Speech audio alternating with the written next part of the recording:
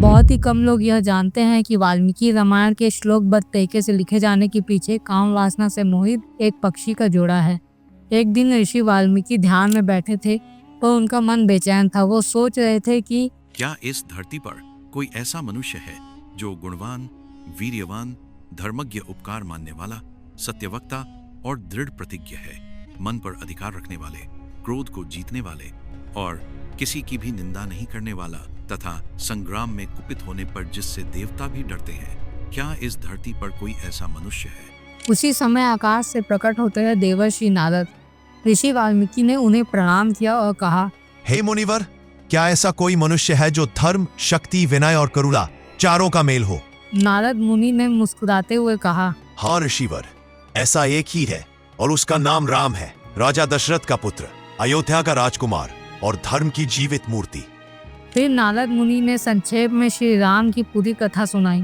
कुछ ही दिन बाद ऋषि वाल्मीकि अपने शिष्य भरद्वाज ऋषि के साथ सुबह सुबह तमसा नदी के किनारे पहुंचे। ठंडी हवा चल रही थी, आसमान साफ था, पेड़ों पर पक्षियां चहचहा रही थी। तभी उन्होंने देखा कि एक सुंदर पक्षी का जोड़ा प्रेम के साथ खेल रहा था। तभी एक शिकारी ने बाण चलाया, नर पक्षी गिर पड़ा और मादा पक्षी ने अंतर्नाद किया। उसकी करुणा चित्कार से पूरा जंगल भयभीत हो उठा। ऋषि वाल्मीकि की आंखें भर आई और उसी क्षण उनके मुंह से एक श्लोक फूट पड़ा। मां निषाद प्रतिष्ठाम त्वम अगमा शाश्वती समा यत्क्रांचमितुनादेकम अवधि काम मोहितम।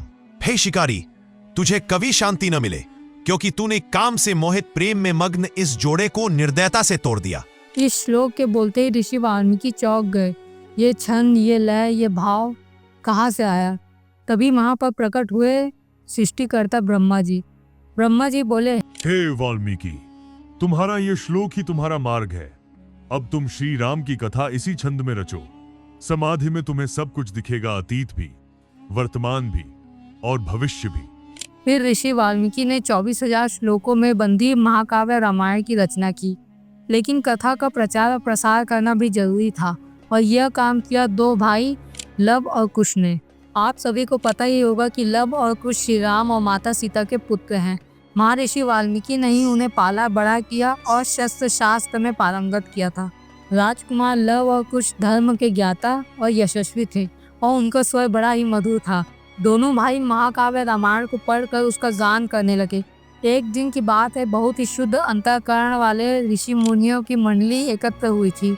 वहाँ लव और कुश भी उपस्थित थे। उन्होंने बीच सभा में महात्माओं के समीप बैठकर रामायण महाकाव्य का गान किया।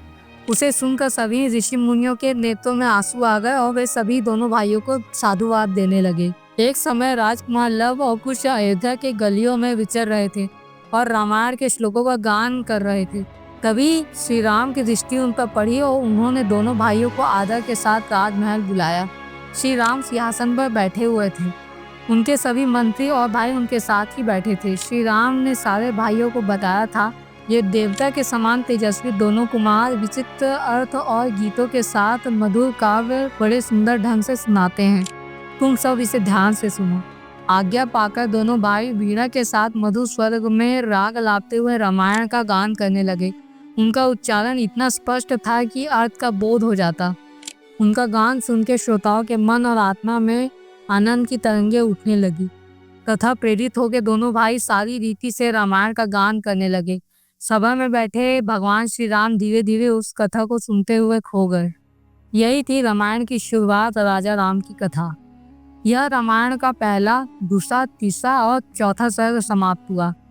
5वें सर्ग में कथा की शुरुआत होती है, जहाँ 5वें सर्ग और 6ठे सर्ग में अयोध्या नगरी का वर्णन है और वहाँ के मंत्री गण का वर्णन है।